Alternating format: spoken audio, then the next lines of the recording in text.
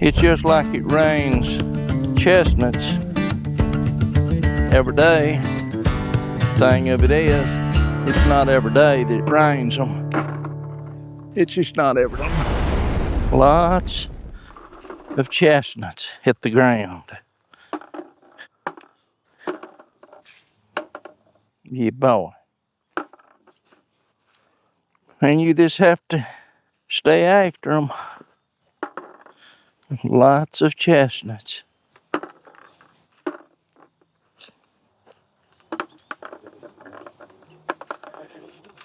Yes, sir. So I come out this morning to feed the chickens, and I seen a gray squirrel. And I know for a fact what he's up to. But now he's flirting with disaster. He's had all year to figure out where he wants to eat, but he ain't gonna eat my chestnuts. I just won't allow it. I hear him up there squawking right now. This is something, when the chestnuts are falling, you've got to get them up. You need to get them up every day. Sometimes twice a day when they're really falling. Come out there. I found out this little stick does wonders. Pickup stick or whatever you want to call it. They fall, I just bring them right over here, put them in a pile. Then I'll pick them old burrs up, throw them in the woods or burn them. One of the two. It's kind of aggravating to get used to this little stick. But it sure beats, it beats breaking your back. That's for sure. And again, they don't last that long. I mean, the season, when they're ripe, they drop them. And you can just stand, I just stand in one spot, and you can get quite a few of them. We've got 2 or 3 little piles around here.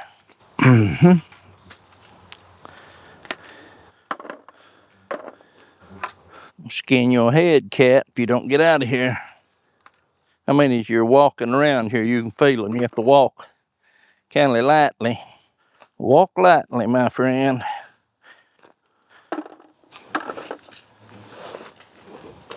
These is all right to pick them up with. Tell you what, those old burrs, it really makes it light. Enjoyable, rather, when you're not sticking those old spurs in your hand. Burrs, not spurs, but there's 1, 2, 3 good ones in that. 3 good ones in that burr. Let's look around here, see if he's hit the ground. These is plumb out here. Why they're out here, I don't know.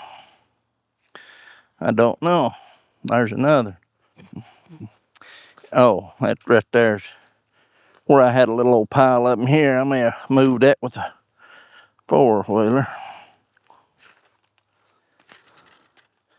See this, like I say, walk around, you'll see plenty of them.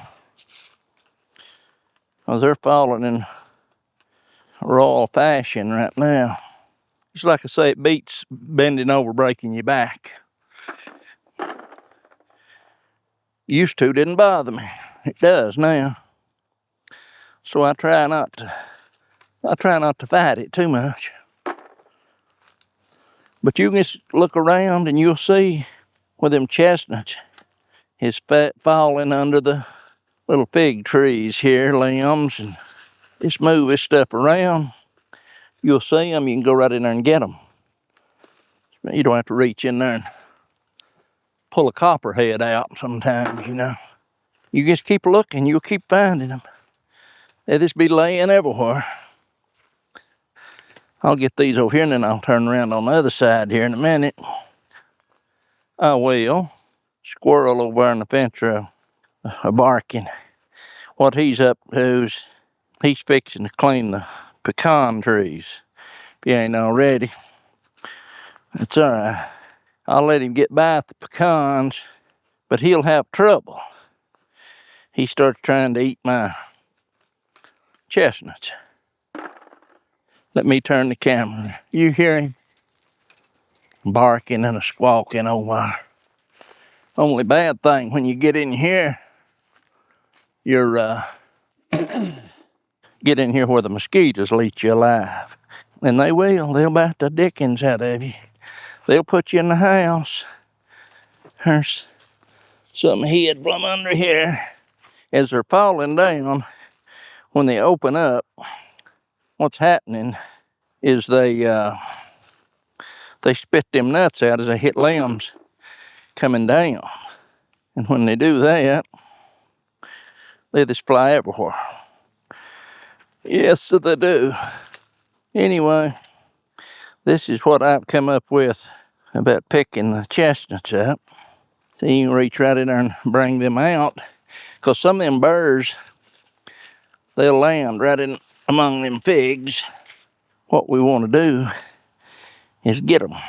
Because when I pick these up, you think, well, I'll just leave these for a while. And the thing of it is, you're inviting an infestation of worms to get in your them old worms. What do you call them? Chestnut burrs or whatever you call them. Now, I had scattered some of these here yesterday and didn't clean them all out. I'm going to leave some of these burrs right here. Them dang mosquitoes. You get over here in the shade and they'll start nailing you. I'm just going to put these burrs right here instead of trying to throw them halfway across the yard. Put them right yonder. Yonder, I say, boy. Just roll them out of there. I roll them out with my feet. And just like that. Just open them up and roll them out a little.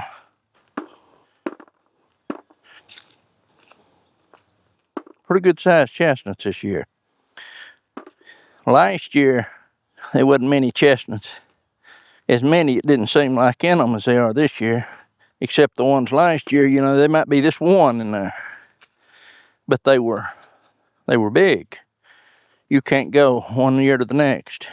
You can't figure things out. Oh, you can suppose it should be a good harvest this year. You'd have no clue until you're harvesting them. And then you've got a pretty good idea of what they'll turn out to be. Yes, sir. And I know before you would assume that you could bend down and pick them up a lot easier. I can go like this. One, that one's no good. And that one's good. After a while, you get pretty good with this thing and you don't have to.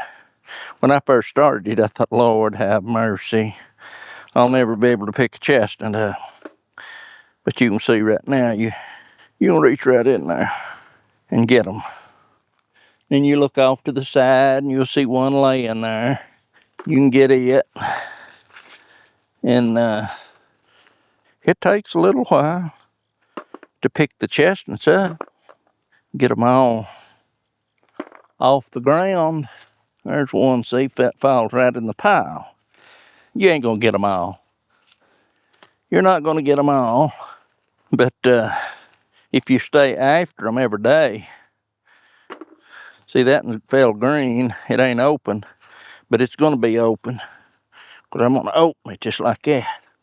So you can roll that out. Now the reason they hadn't opened up, probably, is because out of 3 chestnuts is in there, it wasn't, but that right there, one.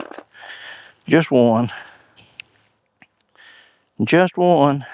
Well, I thought I'd found several there, but I don't guess I had. Them old squirrels, they'll come in and they kindly help you out. They help you out a little. They lighten lighten your load up a little. All right, now let's see. Let me look a little more here. Don't want to leave none of these burrs, just keep them in a pile. I'm sure if I look, let's just see if I can find one. I must have, I've done, well, right there it is. See, yeah, there it was. Now, let's work over here on this side. They're going to be laying everywhere. Well, I know there's some out here. There's some right now. Let's go ahead and roll them out. I'll tell you, it's been some more week in the news.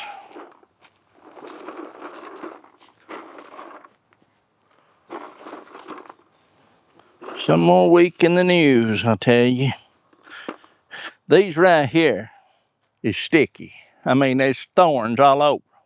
I'd like to take some of them that's green, that's not opened up yet, and tie me about half a dozen of them together, because they're like thorns, sharp, like thorns. And it's like I said, I'd like to take me about 6 of them weaved together. And these idiots that's killing people in America for no reason whatsoever, I'd like to take that and have that on about a 2.5 foot lanyard and about 6 or 8 of them good hard ones that's sharp. And I'd like to take that and beat the hide off of their necks and their face. Just take the hide off and just beat the tar plumb out of them. These little idiots. I'm talking about idiots. They've got to be possessed with something. And that something wouldn't be nothing but a demon. That's exactly the only thing I can figure out.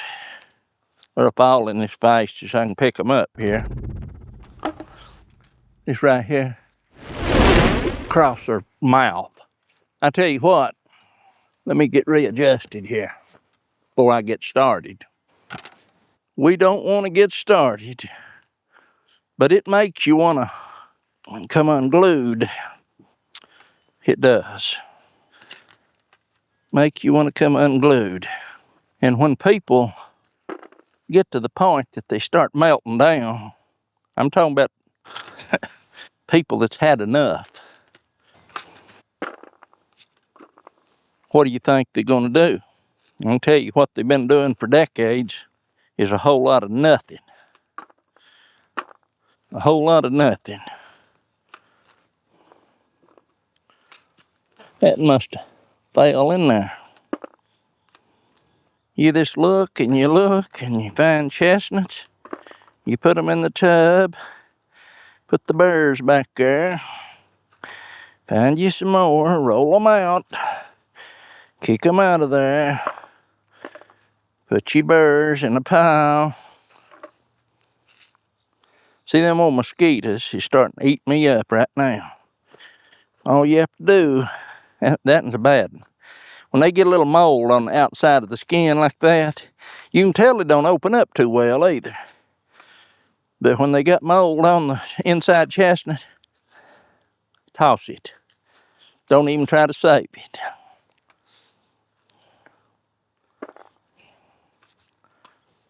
Stupid mosquitoes. I don't like them. I never claimed to like them.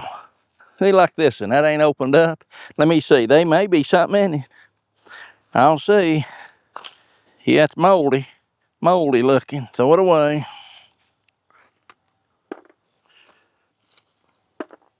You'll come out here about every day and you'll pick up anywhere between a gallon and 2 of chestnuts. And I treat them. I treat these chestnuts with a bath. I give them a little bath. And that bath, I've showed you, I've got a video how I do this. I'm sweating. And what I do, let me see what's in this. It won't open. It's saying, don't open me because I ain't no good. Whew. Well, getting back to what I was saying, I said I give them a bath. And again, I made a video on that very thing. Woo-wee, I'm glad that didn't get me. Let's see what's in it. You hang around under this tree long enough, and you get one upside the head. So it's kind of stupid, if you don't want that to happen, to be out here doing it in wind picking up like it is. Because wind helps bring them down. Now I've got them picked up pretty good. I'm gonna walk around here and just glance a little bit and see. I mean, you look, you'll see the little buggers. They'll be hiding in there. Get out of the way, cat. They'll be hiding. They'll be laying in there waiting on you to pick them up. See, this turn around there. You turn around and slow down a minute and look. There's 4. And anyway, getting back to what I was saying about the water bath of the chestnuts. And like I said, I've got videos on it that I show the process. But I'll tell you the process again is I take a sous vide, a cooker, sous vide. I'm gonna try to show you something here. Don't know if I can or not. But this is one that I throwed over there that was, I'll get back to telling you about the sous vide in a minute. But this is one that I'll get back here where maybe you can see me. It's moldy looking. That's one that was in one of them little ones that wouldn't open up. Now I ain't opened this, I'm fixing to. I'm gonna slice it open. See that mold? That mold will come off. It's got dark, it's kind of dark. Don't look right. I see no holes or nothing in it. I'm gonna say there's worm in there, or something's eating it up. Let's just see. We'll just cut it open and see. Now you'll see, look at that. See this? That nasty, filthy, moldy stuff. That's why I say there's really no need in even opening them up. When you'll learn, you pick enough of them up, you'll see what I'm talking about. So, right here is what I've gathered today. And you can see, I'm gonna say there's a little over a gallon in there. A gallon of chestnuts. What I'll do is I'll look around, see, look here. This just glancing, you can miss them little buggers, they'll be laying right in front of you. There's 1, 2. There's 2, and I went over that 4 times. There's another, and 3. I dropped that. Come out there, boy. Right in there's another. Right in there's another. My goodness, that's 5 right there. Again, you ain't gonna get them all, find them all, but you'll find a lot of them. And while you're picking them up, they're gonna be falling. I'm gonna just walk right here a second and look around right here. Thought I heard some falling. There's another. So, you get this crud over here too. Crud. This crud, boy. Whew. Anyway, these chestnuts I take inside, put in a sous vide cooker.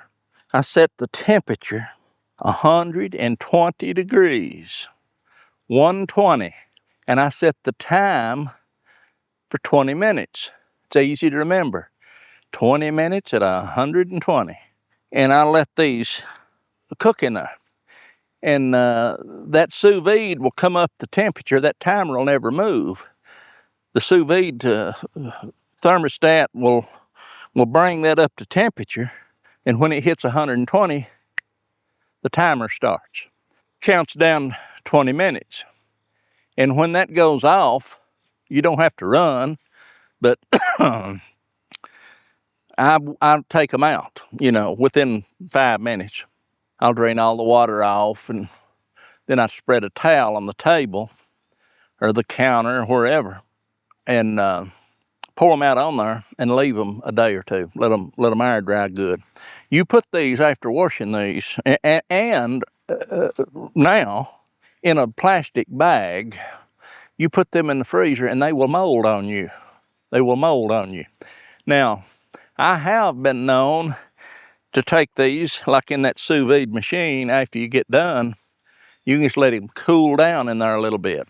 You pull, important, pull your heating element out, lay it over to the side. And then all you got this plastic sous vide container, or a bucket, or anything, whatever you're cooking them in, or treating them in, and put you like a, goodness gracious, a half a teaspoon of Clorox bleach in that water. Just stir it around a little bit. Leave it in there for, I don't know, 3 minutes. And then rinse them off. Rinse them. Then pour them on your towel. And that bleach can get rid of any spores of mold and stuff like that. You just got to watch them, especially you put them in Ziploc bags. And you've got to keep these in an airtight container. I mean, once they get cured, so they don't dry out. They'll dry out like a rock. I've got some in the refrigerator right now that's been in there since this time last year. And they're fine. But now I had a bag or two in there. Actually, the ones that's in there, they started getting a little white mold on them. And I pulled them out, the whole bag, and dumped it in a container and put a little Clorox on it. Washed it around, laid them out and let them dry again. Put them back in there, and they've been there ever since. Just keep an eye on them, is what I'm telling you. If you want to store them, right here's a cat. See, this will pick cats up too. You know it wasn't hurting a cat or he'd been screaming, so don't start on me. Whew. Yes, sir. I think I put the number on them. Put the hurt on them today. I don't see any, but yeah, right there's one. There's one. See? You just can't see them all. You won't get them all. But you want to try to. You want to try to get them all. I'm finding them plumb over here by the camera. There's 2 or 3. They hit them limbs and they roll, boy. They'll move. They'll go pretty good ways on you. See right here's one? Look at that. Right there's 3 more. And you walk around through here and pick another dozen or so up, I'd say. I'm going to wheel around through here right quick. Not that I'm after them, because either I get them or the squirrels get them. And thing of it is, I don't want the squirrels to have none. I don't want the squirrels to have none. They've had their share already. They eat my corn hanging in the garage there.